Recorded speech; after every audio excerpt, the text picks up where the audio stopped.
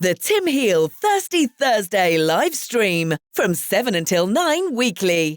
Here's your host, Tim Heale. So there you go. There's part 4 of the story. And I think you'll all agree with me that it's been quite a journey over 4 years. And if you need to reach out, she's got great resource. So let's bring the guests back in. Boom, everybody's back. I do like doing that. Mm-hmm.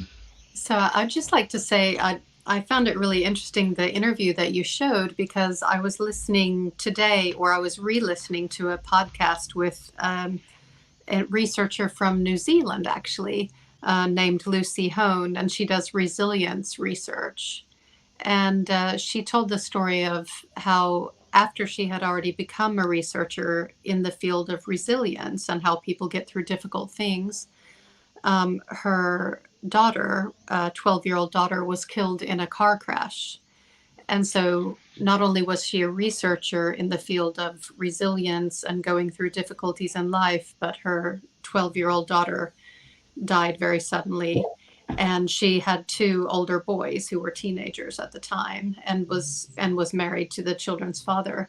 And she also talked about these 5 stages of grief that the researcher Elizabeth Kubler-Ross came up with a long time ago, and also said that these 5 stages of grief were a description of what many terminally ill people go through when they find out they're dying.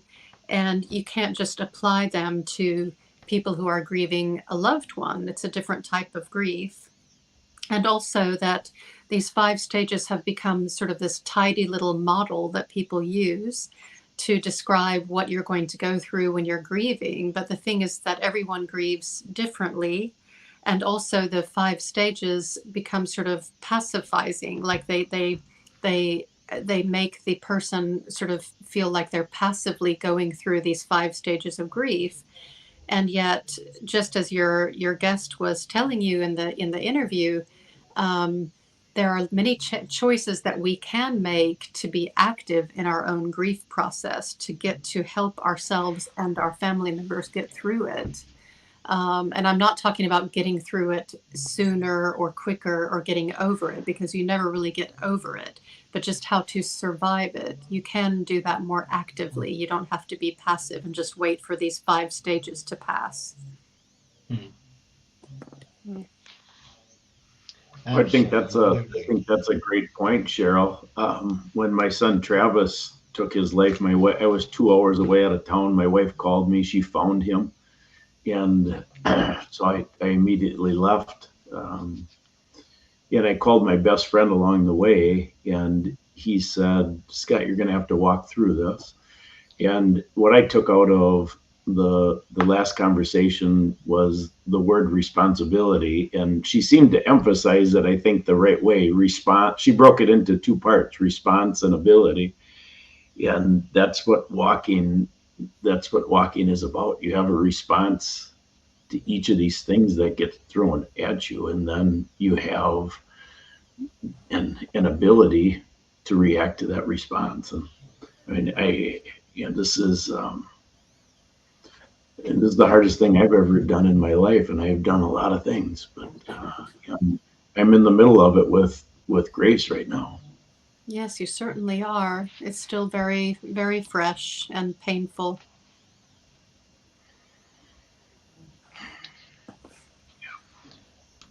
Yes. I think with support of your loved ones around you and friends, and the process that you put yourself through as well, of chasing what happened to her, I think that's possibly helping to cope.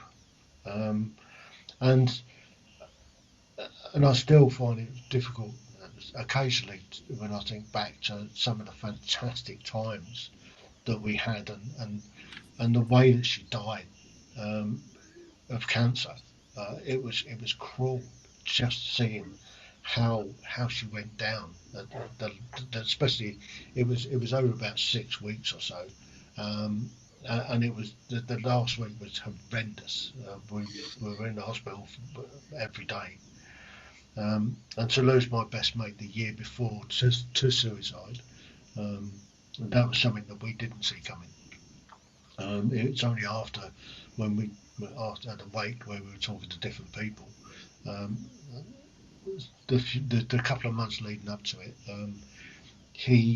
he was doing stuff that was out of character. I mean, me and him were so close. I mean, we'd gone to hell and back together, and we spent a lot of time together. And I didn't see it coming. I just thought he was doing some funny things. I mean, he'd turn up out of the blue one day and stay for a cup of tea and disappear again.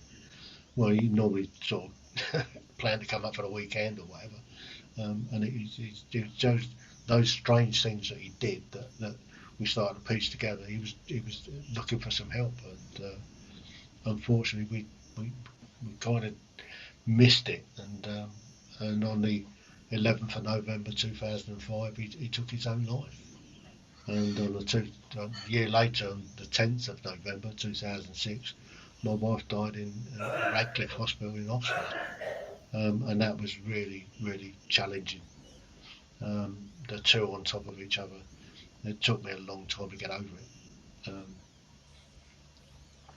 And for me, after my wife died, I got together with the kids and we decided we were going to sell the house. I didn't want to live there. I mean, it's a big house. I didn't want to rattle around it all by myself. They had grown up and moved off anyway. So we agreed to sell the house, split the money, and I moved into the sergeant's mess. Sort of 3 months after she died, I found myself in Afghanistan for the second time, and I did a 6-month tour, and I didn't really have the time to grieve. When I came back, I felt so lonely. I was in the bar every night drinking. And somebody suggested to me, why don't you try internetdating.com? So I tried that, and I went off on I don't know, about 20 or 25 dates with different ladies. Took them out for dinner, and that kind of helped a bit. Then I got together with one lady for about 18 months. It was doomed to failure. You can't put two areas together, apparently. Put two fire signs together. It's great while it lasts, and then the flames start going out. Yeah. And then I was down seeing the godchildren, which were my best mate's kids, and we decided, well, why don't we give it a go? And we did, and that's where we are, 14 years later. Yeah. So, and we're great. We love it. We're having a terrific life now. It's lovely that you found each other. Well, we knew each other anyway. We did find each other. We'd known each other for, I don't know, best part of 40 years, I suppose now. And yeah, it was just it just progressed. I've seen him over sort of the couple of years after, because I was godfather to the boys, and it just a natural progression that. Well, why don't we? All right, okay. You romantic. Oh no, I can't help it. So that's my kind of story, and but we have that conversation quite a lot about. I mean, she's planned her funeral out. Just whether the pillar comes into play someday when she starts. But I'm having that trouble with my mother at the moment. So my mother's sort of spending my inheritance, but she's fairly fit and healthy at the moment. I feel it might be a bit suspicious if I go and lean on her with a pillow. Oh, really? How old is she? She'll be 83 this year, I think, in November. That's she's pretty born young in 29. still. No, 39. 1939. So, yeah, November 39. So. 83. Blimey. She don't look it though. No, I mean she's all right. I mean she's had a few health issues. They all do, don't they? Let's face it, we all have the odd health issue now and then. and that's something Do you that know? also needs talking about. Yeah, you're saying it's important to have these conversations, but I can remember my dad saying to me, "Well, when I go, this is where this is, and this is where that is," and I'm like, "Dad, I don't want to know. Don't tell me. I don't want to talk about it." And then when it happened, I said to my brother, he did tell me, and I didn't listen. I can't remember what he said because I wouldn't. I don't want to talk about it. Don't be stupid. And then, when it come to it, we're like, "Oh, we should have listened." Yeah, that's so true. I think so many of us do that. Mm. Well, you don't want to think of your parents like that, do you? So no, you don't want to think of that they would ever go and die on you.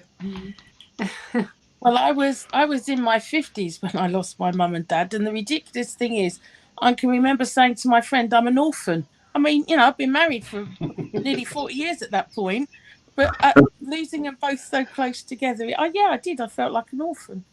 Yeah, it's understandable. Well, it's funny, every time I go and see my mum, or if we have that conversation, so she's got it all planned out.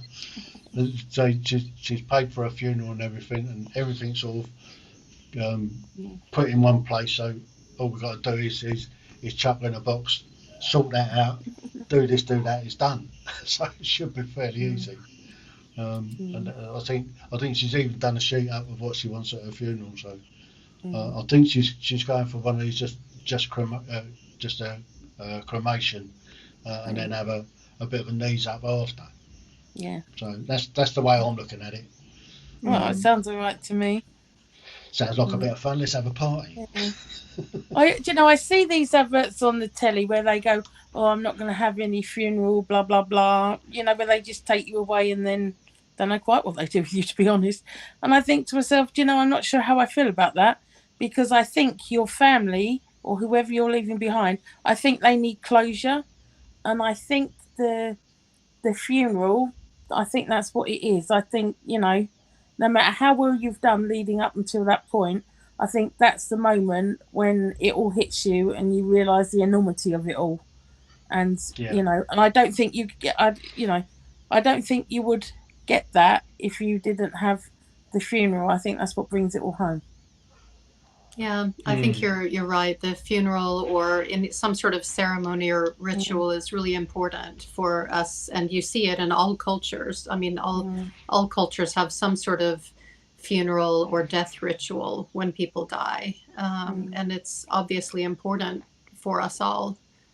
Well, it's funny the things you do, because we put various things in the coffin with Stephen that meant something to him. And I said to the girls, "Do you know what? We've sort of done what the Egyptians do, where they bury all the things you need for the afterlife. That's sort of what we did."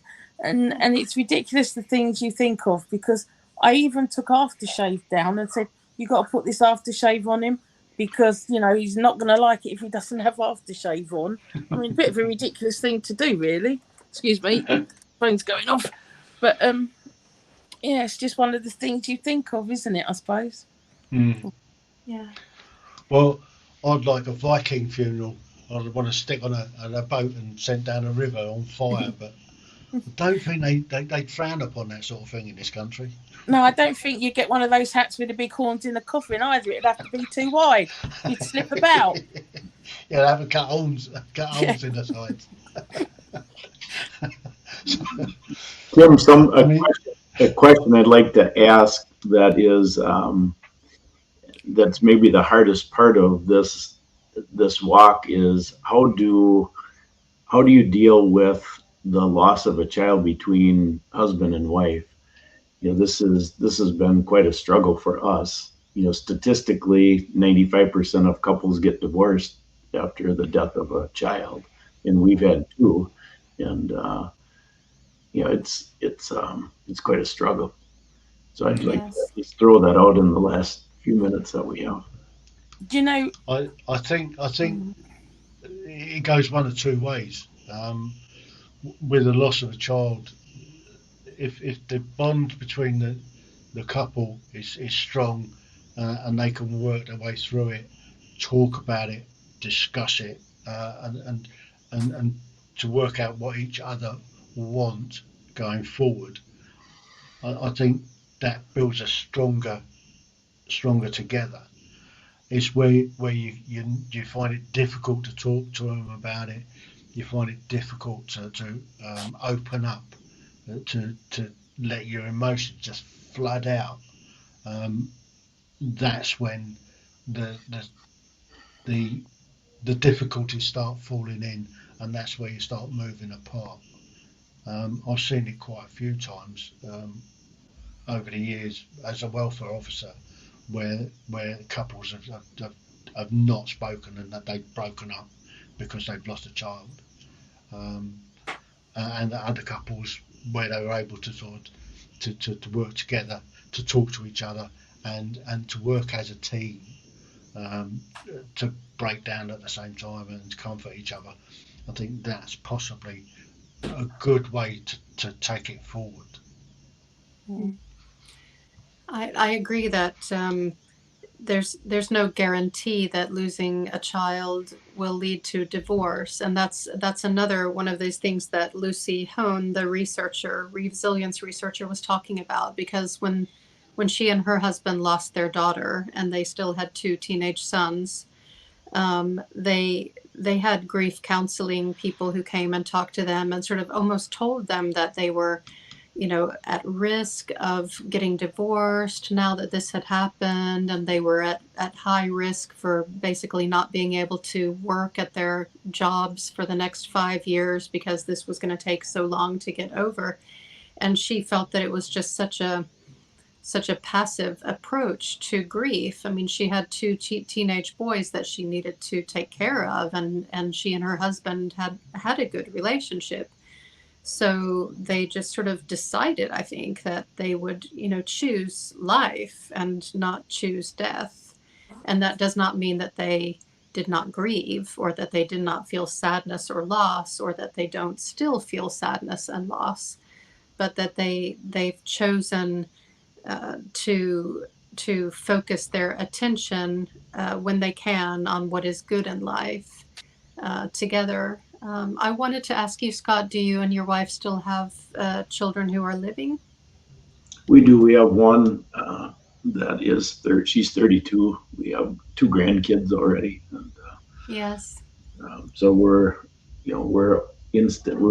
Grace was going to live with us forever because she had Down syndrome. Although, we had built a separate house for her on our property, so she was very high functioning. So we expected that, she would drive a car and possibly get married, but she would be under our wing for the rest of her life.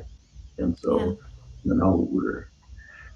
she was the center of everything. So it's quite a struggle. Yes, I'm sure it is. And I think any couple that feels that they're struggling, that of course you grieve in different ways. You're both grieving the same person or the same people, but you of course have your own ways of grieving. And if you feel like you're going in different directions and you really want to stay together, then it's a good time to go and see a couples counselor and talk about it. Because you don't necessarily have to become that statistic of the 95% who end up getting divorced.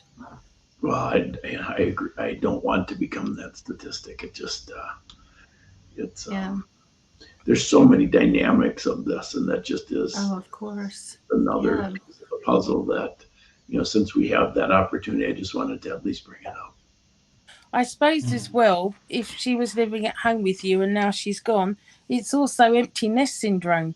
I mean, I can remember when my kids left home, that was awful. It's and you suddenly think to yourself, hold on, I've been a parent, I've been this parent all these years. Now who am I? What am I? What do I do? Because your life changes in that respect, doesn't it?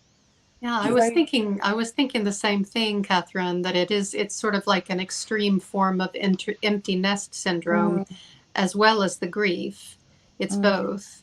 I'm kind of interested in what Cheryl Wolf, as a wellness expert, has to say about this. How can you sort of apply wellness to this type of situation, Cheryl? Yeah, I think that, what you said, Cheryl, is right. Is it's coming together and deciding together, like, what do we want to do? And I can't imagine the pain, of not one child but two children. Um, and I worked with children like your daughter, um, and they're so special in so many ways, and bring so much sunshine. So that sunshine is gone. But I think that being honest with each other, like how it's affecting you, may not be affecting her, your wife, the same way, and having that permission with each other to speak about, like, this is how it hurts me, or this is how, keeping that conversation going, because I think we think the other one knows, but they don't. Yeah. And then doing things that, that lit your soul up before, together, something to lighten your day. Because if it's all in the focus, because right now you have a focus of, um, what happened, and what happened to her, and so that's your daily life. So if you can do something together that's maybe in memory of her, or something more beautiful, something that's loving, that was loving before with the two of you, and bring that back alive, would be my suggestion. I think that's a great suggestion. Thank you for that.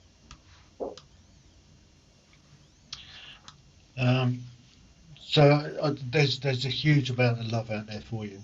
Um, just seeing a chat, someone's giving you a big hug. My daughter, actually. So, Oh, but I think that is, I think the biggest key that you can take away is that you need to sit down and have a proper heart to heart, um, and just work through it together. Be as one, be as a team. I mean, you've been together for a long time anyway, so you know each other inside out, um, and just open up, be totally honest of how you feel, um, and encourage her to do it. If you are both struggling and talking about it, seek help. There's a wealth of there's a ton of help out there. There's thousands of not just charities but churches. There's so many places where you can go and get professional help to help you through it. It's still raw. It's you're still at the beginning of the process, for both your children, both your son and your daughter. Um, so that's what I would say. It's probably got the most challenging loss that anybody can imagine, losing children. It's bad enough losing parents or spouses, but to lose children, that puts an added um, pressure, shall we say, or added dynamic into a relationship that sometimes is really difficult to work through. But if you love each other and you can make it work, and I think that's one of the key things I would say that you can take from it, and just make time every day for each other. Tell each other every day that you love each other, and try and have a conversation to make it normal to talk about your son and your daughter, and your feelings towards them. thank you. Well, blimey, 2 hours has flashed by. Where's it gone? Anybody see where it went? Guys, I can't thank you enough for coming on and helping me push this word out. It's been an absolute pleasure having you join me today, and I think people out there watching looking at some of the comments that come in, I think people have, it's the word enjoy. They've appreciated what we're doing, I think. So I'm just going to say thank you so much as I drop each one of you out. Scott, thank you for sharing your story. It's been much appreciated. Well, thanks for having. Miss Wolf, thank you for your contribution this evening. It's been very enlightening. So thank you. Thank you. Thanks, Cheryl. Thank you. Cheryl, number 2, your contribution has been wonderful.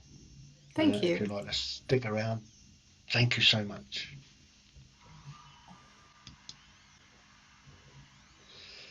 Catherine, Yep. Thank you again. You're welcome. I wasn't sure you was going to be up for coming in, but no, I wasn't either. So I gave you the option. Yeah. But thank you so much, and for letting us know how it went today. You're welcome. Bye. Wow, what an emotional show. Hopefully, people out there that have watched the show, that have taken part in putting what's names in the chat and engaging with us. It's been emotional. It's been brilliant. It's been a great show, I think. And just going forward, I'm just going to give a quick plug out for what's coming up. So next week, part 2 of the Bereavement special. I'll have some more guests coming in to share their stories, to give everybody an understanding of, let's get this conversation up and running. Let's have that conversation with each other, with your nearest and dearest. Let them know what you'd like at your funeral, because it will happen one day. It may be years and years to come. It might be round the corner. You never know what's going to happen. So next week, part 2 of the Bereavement special. The following week, we're going into veterans' mental health and suicide. We're going to look at particularly at suicide and seeing if there's any signs and symptoms that we can help identify. And there is a myriad of support out there. It just needs highlighting to these poor people. The following week is the postponed archaeological special, and that one is going to be brilliant. The guys was all geared up for it, and we've got questions lined up and everything. So that's coming on the 6th of October. 13th of October, we've got a special. Don't know quite what it is yet. I'm working on some plans. The following week, the 20th, may be the open forum Q&A. It might be another special. I've got 2 specials I'm working on. If they come together, we might be, we'll have some fun anyway. And I'd just like to say, God save the Queen, long live the King. So until next week, same time, same place. I'd just like to thank everybody from the bottom of my heart for joining in the conversation. I'm humbled. So until next week, TTFN, ta-ta for now. The Tim Heale Thirsty Thursday live stream from 7 until 9 weekly.